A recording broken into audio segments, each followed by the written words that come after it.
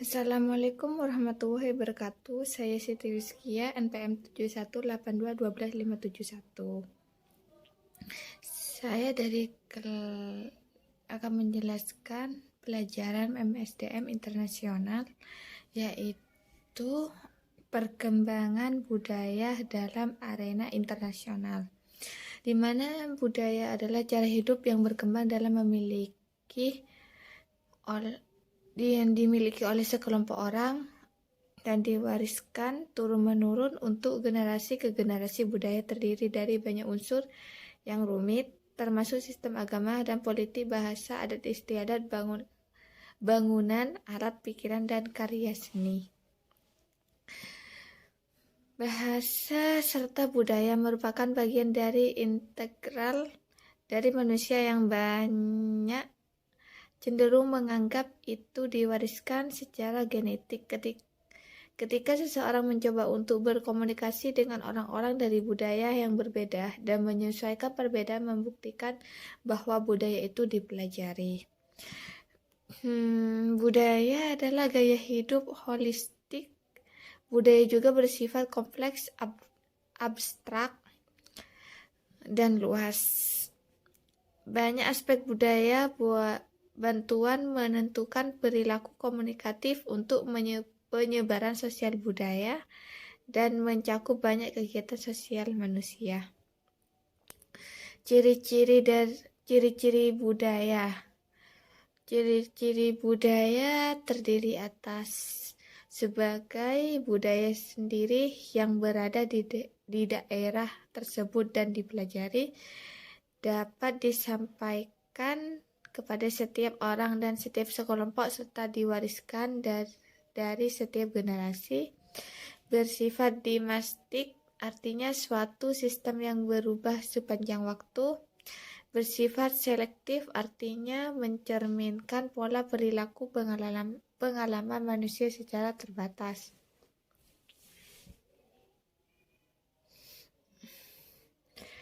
Memiliki unsur budaya yang paling berkaitan. Etnosentrik artinya menganggap budaya sendiri sebagai budaya yang terbaik untuk menganggap budaya yang lain sebagai budaya standar. Fungsi budaya berikut adalah fungsi-fungsi budaya, yaitu 1. Batas budaya berperan sebagai penentu batas-batas, artinya budaya menciptakan perbedaan atau yang membuat unik suatu organisasi dan membedakannya dengan organisasi lainnya. Identitas budaya memberikan rasa identitas ke anggota organisasi. 3. Komitmen budaya memfasilitasi lahirnya komitmen terhadap sesuatu yang lebih besar daripada kepentingan individu. 4. Stabilitas budaya meningkatkan kemantapan sistem sosial. 5. Pembentuk sikap dari perilaku budaya bertindak sebagai mekanisme pembuat makna serta kendali yang menuntun dan membentuk sikap dan perilaku karyawan. Unsur-unsur budaya, terdapat beberapa pendapat yang mengenai komitmen atau unsur kebudayaan, yaitu sebagai berikut.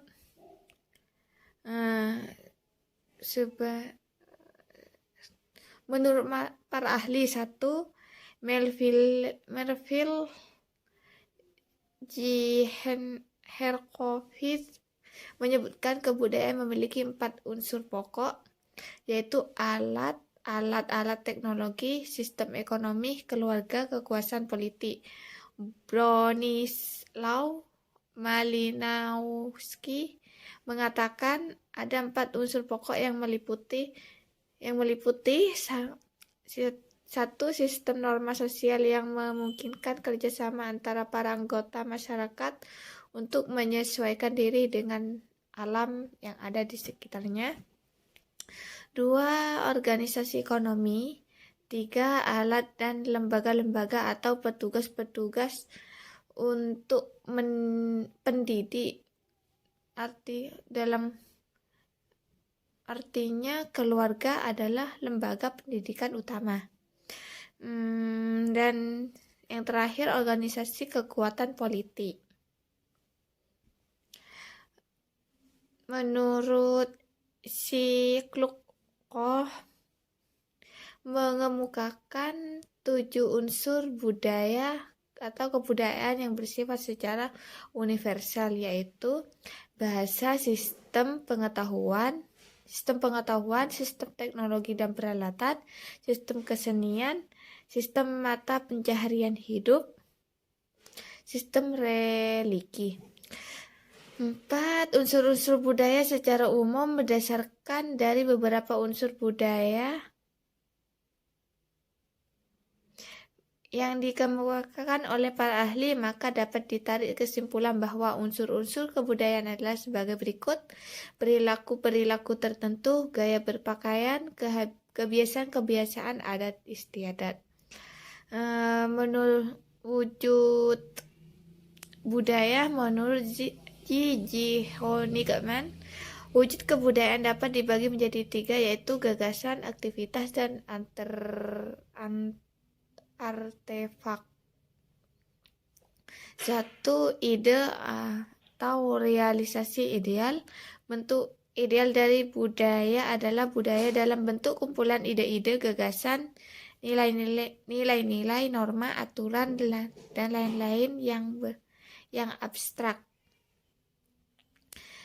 tidak bisa dirasakan atau disentuh. Wujud kebudayaan ini terletak di kepala di alam warga pemikir. Jika masyarakat mengungkapkan ide-ide mereka secara tertulis, maka lokasi dari kebudayaan yang ideal adalah di esai dan buku karya penulis yang tersebut.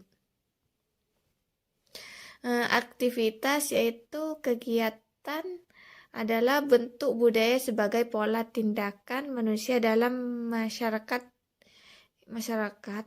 itu sendiri. Artinya bentuk tersebut sering juga disebut sebagai sistem sosial. Sistem sosial ini terdiri dari aktivitas manusia yang berinteraksi satu sama lain, melakukan kontak, serta bergaul dengan manusia lainnya menurut pola-pola tertentu yang berdasarkan kode etik adat. Ada artefak atau karya. Artefak budaya fisik bentuk hasil kegiatan, tindakan, dan karya semua kegiatan, tindakan, dan karya semua orang di masyarakat dalam bentuk benda atau sesuatu yang dapat disentuh, dilihat, dan didokumentasikan dari wujud nyata paling atas 3 budaya. Dan ada komitmen budaya. Komitmen budaya ada kebudayaan material, yaitu mengacu pada semua ciptaan masyarakat yang nyata atau konkret. Termasuk dalam kebudayaan materi adalah temuan dari suatu penglihatan, arkeologi, mangkuk, tanah liat, dan perhiasan. Ada budaya non-material. Budaya material adalah ciptaan abstrak yang diwariskan dari generasi ke generasi. Misal, dongeng, cerita rakyat, dan lagu tradisional, dan menari. Ada lembaga sosial, yaitu pendidikan, memberi banyak dalam konteks yang berkaitan dengan komunikasi di alam masyarakat. Ada sistem kepercayaan, yaitu mengembangkan dan membangun sistem kepercayaan atau keyakinan dalam sesuatu. Ada estetika, yaitu terkait dengan seni dan seni musik, cerita dongeng, cerita drama, dan tarian tari yang berlaku dan berkembang di masyarakat. Seperti di Indonesia, setiap masyarakat memiliki nilai estetika tersendiri. Misal, beberapa daerah terserang, masing-masing akan membangun bangunan saja dari jenis apapun untuk mendapatkan kepala kuning. Dan ada bahasa. Bahasa adalah alat pengantar dalam komunikasi. Bahasa untuk setiap wilayah bagian dan negara memiliki perbedaan yang sangat kompleks dalam ilmu komunikasi. Bahasa merupakan komunikasi yang sulit dipahami. Dan penyebab keperbedaan budaya yaitu ada faktor adat istiadat, yang dimana tidak untuk setiap masyarakat atau kelompok menerima nilai tersebut, dan faktor agama yang dipengaruhi oleh norma dan nilai. Ada faktor lingkungan atau tempat tinggal, yaitu faktor yang berperan dalam perbedaan nilai dan norma setiap daerah. Ada faktor lingkungan dan ada faktor kebiasaan, yaitu faktor yang dipengaruhi oleh sering tidaknya orang itu melaksanakan suatu pekerjaan, dan faktor tradisi atau budaya. Di dalam faktor tersebut mempunyai suatu masyarakat atau kelompok yang berbeda-beda, dan faktor suku suku di Indonesia itu bermacam-macam. Ada suku Sunda, Jawa, Minang, dan lain-lain. Dan penyebab terjadinya kenaikan budaya yaitu suatu sistem gagasan, tindakan, serta hasil karya dalam kehidupan masyarakat yang menjadi milik manusia.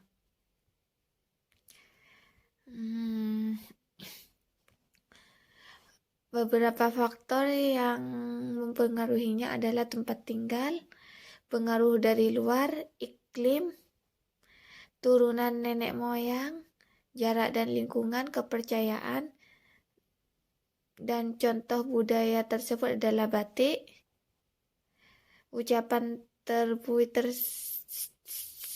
Sumatera Barat, makepung balap kerbau masyarakat Bali, antraksi debus Banten, kerapan sapi masyarakat Madura, Jawa Timur, ucapan Kadaso Bromo. Sekian dari saya. Terima kasih. Wassalamualaikum warahmatullahi wabarakatuh.